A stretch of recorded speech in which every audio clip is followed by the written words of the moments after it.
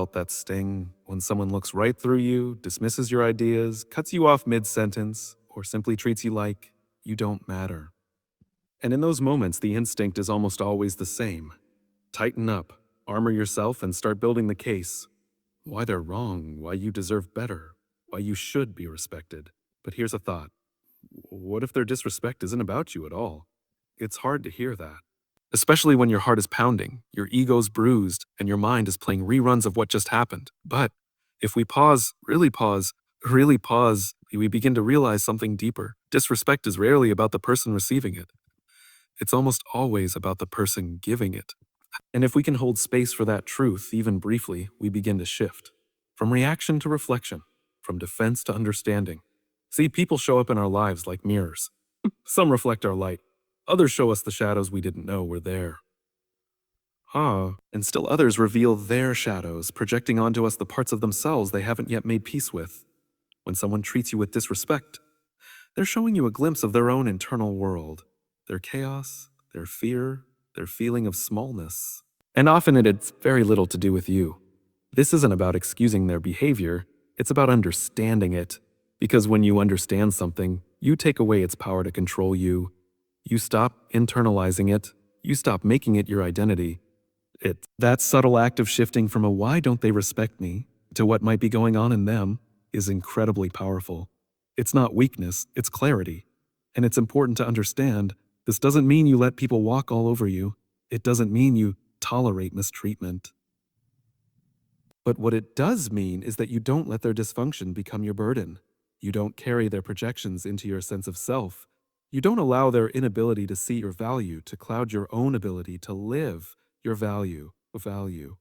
I think we often make the mistake of assuming that being disrespected means we failed in some way, that we didn't speak up enough, stand tall enough, prove ourselves well enough. But that's the trap. That's the illusion. Because at the heart of it, respect is not something you earn by being loud or proving your worth. It's something others extend when they are in tune with their own. Think of it this way. When you walk through a forest, you don't ask the trees to shrink so you can feel tall. You don't ask the river to quiet so you can be heard. You coexist, and nature in all its majesty doesn't beg for your approval. It simply is. You respect it because you're aware enough to see its beauty, its wholeness. But if someone walks into that same forest and sees only weeds, mud, and noise, it says more about how they see than what they're seeing. So when someone doesn't respect you, ask yourself, is it possible they just don't yet have the eyes to see? Is it possible their lens is dirty, fogged by their own pain or pride or past? And if that's the case, do you really want to take your worth from their perception? Because here's the hard truth. The moment you start chasing validation from someone who doesn't know how to give it, you hand them your compass. You let them decide your direction. And you'll spend your life adjusting your sails to match their storms. Instead, stand still. Root yourself. Be like that tree. Because your presence, when grounded in truth, will eventually speak louder than anything you could say. You don't need to shrink. You don't need to shout. You just need to see that this moment, however uncomfortable, is simply a mirror, one that's revealing not your flaws, but your capacity to choose peace over pride, clarity over chaos, self-worth over self-defense. And when you do, something profound happens. You don't just rise above the disrespect, you transcend the entire need to prove anything at all. You begin to live from a deeper place, a place where your value isn't a debate. It's a quiet, unwavering presence, a truth that doesn't need to be validated to be real. So the next time you find yourself facing someone who doesn't see you, doesn't honor you, doesn't respect you, pause, breathe, and remember this: not every closed eye is blind, not every silent tongue is wise, and not every lack of respect is a reflection of your worth. Let's talk about validation for a moment. Because if we're being honest, most of us, even the most confident among us, are still, in some way, quietly waiting for someone to nod. To say, yes, you matter. To finally acknowledge what we've known deep down all along. We dress it up in different ways. Titles, applause, praise, likes, the perfect email reply. But what it really comes down to is this longing to feel seen, affirmed, respected. And there's nothing inherently wrong with that. We're social beings. We're wired for connection. But there's a line, subtle, quiet, that once crossed begins to erode us. And it's when our need for respect turns into a need for permission. when our value starts depending on whether someone else decides we're enough. Here's the uncomfortable truth. Not everyone will validate you. Some won't know how, some won't want to, and some will be so lost in their own need for validation that they couldn't offer it, even if they tried. If you base your worth on that external approval, you'll be on a leash your entire life. And the person holding the leash probably isn't thinking about your well-being. We've built a culture that teaches us to measure ourselves by reaction. We speak to be agreed with. We act to be rewarded. And slowly, often without noticing, we hand over the pen and let someone else start writing our story. But the problem is, they're not the ones living it. If you've ever bent yourself to be more likable, toned down your brilliance so someone else wouldn't feel small, or just waited, for someone to finally treat you with the dignity you deserve, you know exactly what I mean. That hunger for validation can start to feel like gravity. And the more you chase it, the more lost you feel when it doesn't arrive. But here's where everything begins to shift. When you realize that validation is a false god, that the approval you're craving is often just a reflection of their worldview, not your value. That someone's failure to respect you doesn't make you less, it makes them less able to connect with what's real. Think about it. Have you ever met someone whose presence was calm, grounded, unshakable? Someone who didn't need to raise their voice or explain themselves to be powerful? That kind of presence doesn't come from being validated. It comes from being rooted. It comes from knowing without external confirmation that who you are is not up for negotiation. That kind of strength can't be handed to you. It's built, moment by moment, when you choose not to outsource your worth. When you decide, even if they don't see me, I'll still show up. Even if they don't applaud, I'll still create. Even if they don't respect me, I'll still live from a place of integrity. And there's freedom in that. Deep freedom. Because once you stop looking outward for permission to be yourself, you become untouchable in the best possible way. Not hard, not defensive, just steady. You're no longer trying to be impressive. You're simply being real. And realness has a gravity of its own. It draws the right people, the right opportunities, the right energy, without you needing to chase. This doesn't mean you stop caring. It doesn't mean you become numb. It means you care wisely, that you learn to distinguish between feedback that helps you grow and noise that tries to keep you small. You begin to hold your own experience as valid, even when others don't. That's maturity. That's maturity. That's leadership. That's ownership of your path. And yes, it's lonely sometimes. The road of self-respect doesn't always come with a cheering section. But would you rather live a life applauded for being a version of yourself you don't even recognize, or walk a quieter path that's truly yours? You see, the problem isn't that people don't respect you. The deeper problem is when you start believing their silence is a verdict. It's not. Their recognition doesn't create your worth. It only reveals whether they have the depth to see it. So here's the shift. Stop waiting to be respected. Start embodying the kind of presence that commands it, not through force, not through performance, but through quiet, unwavering authenticity. Your job isn't to chase approval. Your job is to live in alignment, so fully, so clearly that even if no one claps, you still feel the resonance of truth in your chest. Because when you stop needing to be validated, you start becoming undeniable. Respect given is a compliment, respect withheld is a test, but self-respect, that's the foundation everything else is built on. You know, one of the most powerful things you can do when someone doesn't respect you, especially when it becomes a pattern, is to establish clear boundaries. And not just in a dramatic, confrontational way. Talking about the quiet, consistent kind of boundary setting that speaks volumes without ever raising your voice. That's where real leadership lives. No, a lot of people think of boundaries as walls. They're not. They're more like fences with gates. You decide who comes in, when, and under what conditions. But the key is this. You have to be the one who defines the rules inside your own space. If you don't, someone else will. Let me give you a real-world example. I once worked with a guy who loved to interrupt people in meetings. Not just occasionally, constantly. Every time someone started to speak, he'd cut them off, push his own ideas, completely dominate the room. Now, early on, I tried to be polite. I smiled through it, nodded, kept my frustration to myself. But guess what? Every time I stayed silent, I was teaching him something. I was teaching him that it was okay to treat me like that. Not intentionally, of course, but silence is permission. Let that sink in for a moment. So one day, I changed my approach. I didn't yell. I didn't embarrass him. I simply raised my hand when he cut me off. Calmly, confidently, I said, "Hang on, I wasn't finished." And then I finished my point. I didn't need to explain or justify anything. I didn't need to attack him. I just drew a line. To- I just drew a line. That single action changed the dynamic in the room, not just with him, but with everyone else watching.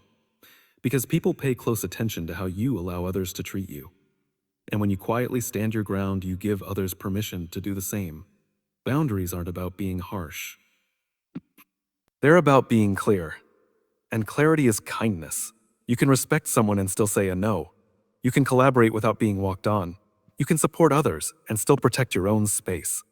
In your work, whether you're leading a sports team, managing staff at a stadium, or signing a partnership with a school, setting boundaries becomes essential. Think about it. If your protocol with an institution includes a 30-day payment window and they keep paying on day 60, what happens when you just let it slide? They learn that your word isn't solid, that your rules are flexible. And before long, they'll push other lines too, expecting extra services, extra time, extra leniency. It starts with one thing, but it never ends there. Respect flows in the direction of consistency. If you say you'll enforce a rule, enforce it. If you say something matters to you, act like it does. People respect what you protect, and what you protect teaches them how to treat you. Now, the tricky part is this. Setting a boundary doesn't always feel good in the moment. It can feel uncomfortable. You might worry that people will think you're being difficult, or that you're not a team player. But here's the truth. People might not like your boundaries, but the right people will respect them. And in the long run, that respect builds trust. And trust is the foundation of every strong relationship, professional or personal. I've seen this time and time again, especially in sports. Athletes perform best when they know the rules, the expectations, the line they shouldn't cross. A great coach doesn't allow their team to slack off, not because they're mean, but because they care enough to hold them accountable. That's what boundaries are, a form of care, not control. And it's the same in business and leadership in life. If you want to be respected, stop expecting people to guess what your limits are. Show them, tell them, stand by them. And if someone crosses the line, don't argue, don't beg. Just reinforce the line once, clearly and without drama. If they respect you, they'll step back. If they don't, you've just learned something valuable about who they are. So here's the challenge. Stop explaining your boundaries to people who are committed to ignoring them. You don't owe anyone an argument for protecting your peace. You owe yourself the space to grow in it. And that, right there, is how you take back control. When we talk about earning respect, especially from people who aren't offering it freely, one of the most underrated tools we have is our own behavior. It's not about demanding respect. It's about demonstrating over and over again that we're worthy of it, and not just when things are going well, especially when they're not. See, the real test of character isn't how you act when everyone's clapping. It's how you carry yourself when no one's watching, or worse, when someone's trying to tear you down. That's where your example becomes your voice. You can say all the right things, draw all the boundaries you want, but if your actions contradict your words, people will follow your actions every time. Every time. And let's be honest, people who disrespect others often do it because they assume no one will challenge them, or because they're used to others stooping down to their level. But when you refuse to match their energy, when you don't take the bait, when you keep your integrity intact, you force them to see you differently. Not because you tried to win the argument, but because you showed something rare, composure under pressure. I remember working with a young club manager. He had been promoted quickly, smart guy, knew the business, but he was dealing with a senior partner who clearly didn't respect him. The partner would talk over him, dismiss his ideas, make snide comments in front of others. And everyone in the room felt the tension. Now, the easy response would have been to fight fire with fire with fire, to snap back, call him out, try to prove himself. But that's not what this guy did. He stayed calm, always professional, always prepared. He made sure his work was sharp, his presentations were clean, and when he spoke with quiet confidence. Over time, things started to shift. People began turning to him for leadership. They saw who was really showing up with clarity and purpose, and who was just throwing around noise. That senior partner, he eventually backed off, not because someone forced him to, but because the room stopped reacting to him. They started respecting the person who modeled what real leadership looked like. That's the power of example. You don't have to announce it. You just live it. And the people who are ready to respect you will notice, especially in high performance environments like sports, education, business. Your actions ripple. Athletes, students, employees, they don't just listen to your rules, they study your behavior. If you say punctuality matters, but you show up late, they'll stop caring about time. If you say discipline matters, but you let poor behavior slide, they'll follow suit. If you demand respect but treat others poorly, you've already lost the room. The opposite is also true. Lead with consistency, humility, and strength, and even the toughest skeptics will take notice. You're not going to win everyone over. That's not the point. The goal is not universal approval, it's earn respect, and that comes through the small things. Showing up early. Following through on what you say. Giving credit instead of taking it. Listening more than speaking. Owning your mistakes, even when no one else is watching. That's how you build authority that doesn't require a title or a spotlight. I've met founders, coaches, even factory workers who command more respect in a room than the person with the biggest paycheck, simply because of how they carry themselves. They don't brag. They don't bully. They don't bully. They don't dominate. They just do the work. They lead themselves first. And people trust that. In moments when someone disrespects you, remember this: how you respond becomes part of your reputation. If you retaliate with sarcasm or pride, you may win the moment, but you lose the long game. But if you respond with steadiness and clarity, you leave a lasting impression. You show others that disrespect doesn't dictate your behavior. Your values do. People aren't always looking for loud leaders. They're looking for consistent ones. They're looking for someone who doesn't flinch when challenged, someone who stays true when things get messy. That's the kind of leadership that earns respect, not just from your team, but from your critics too. It's easy to be impressive when things go right. But if you want to earn real respect, show people who you are when things don't. Let your example do the talking. There's something important we need to talk about when it comes to dealing with people who don't respect you, and that's knowing when to stop trying. Seriously. There's a point where continuing to engage, continuing to explain, continuing to hope they'll change, it becomes a waste of your energy. And your energy, that's your most valuable currency. Now, I'm not saying give up on people the first time they mess up.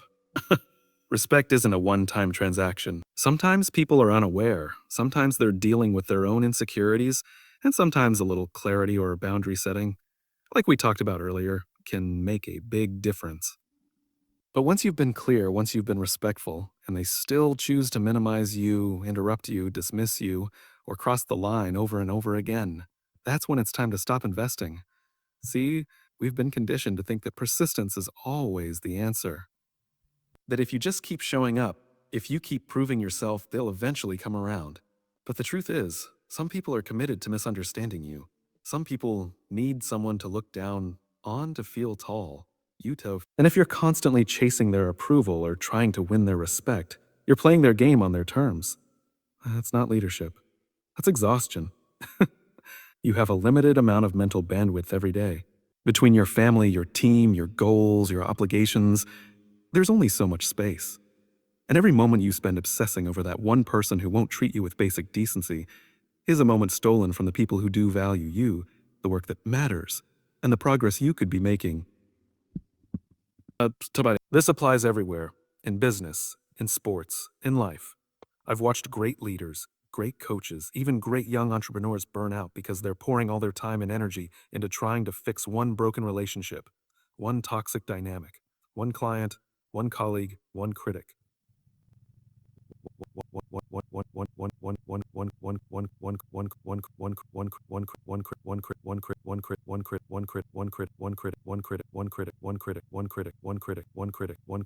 And the thing is, while they're busy trying to win over that one person, they're neglecting the 10 others who believe in them. The people who are actually open, supportive, ready to build something real. That's what I mean when I say, limit your engagement. Not in a cold, arrogant way, but in a strategic, intentional way. It's not about cutting people off for minor things, it's about noticing patterns. And when someone consistently shows you that they don't respect your time, your role, your effort, your boundaries, you don't need to escalate. You just need to redirect. Take a step back. Don't get sucked into proving anything. Don't spend your energy trying to rewrite their opinion. They've made a decision about who you are, often without even really knowing you. So, instead of trying to change their mind, change your focus. Go where you're seen. Go where you're valued. Put your energy into the people and spaces that elevate you, not the ones that drain you. You know, when you manage teams, or when you're in charge of any kind of operation, whether it's a sports facility, a school partnership, a factory, you learn quickly that your energy sets the tone. People follow your focus. If you spend all your time putting out fires with one difficult personality, the rest of the team starts to wonder why they're not getting that same time and attention, why their good behavior is being ignored in favor of someone who's constantly disruptive. Think about that. Sometimes the most respectful thing you can do for your whole organization, your whole team, is to stop giving the loudest voice the most attention. And yes, there will always be people who misread this as weakness or avoidance. Let them. Because you're not avoiding conflict, you're choosing alignment. You're not weak for walking away from someone who disrespects you. You're strong enough to walk toward what actually moves you forward.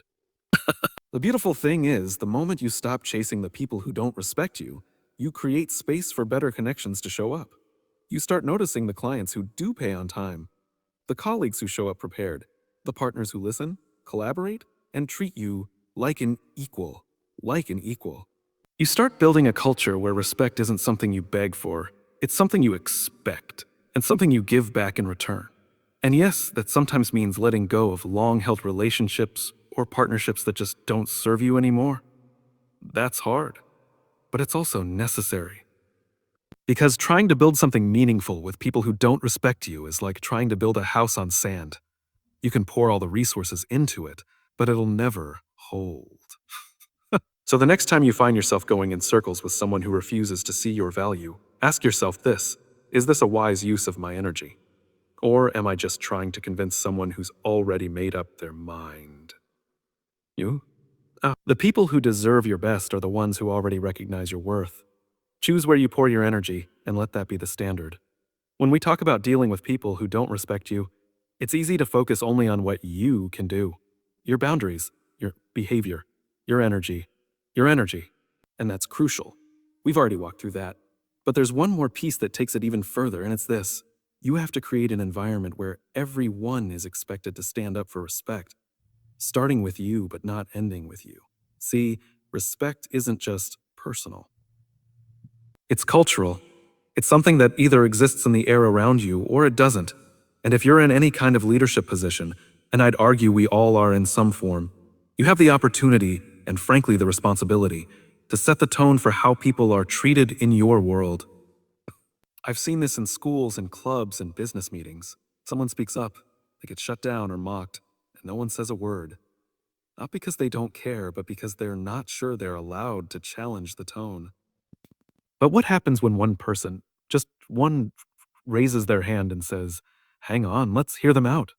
Or, "That's not how we treat people here." The whole energy in the room changes. Suddenly, the behavior that went unchecked before is now being seen in a different light. It doesn't take a public confrontation, it just takes a signal that respect isn't optional.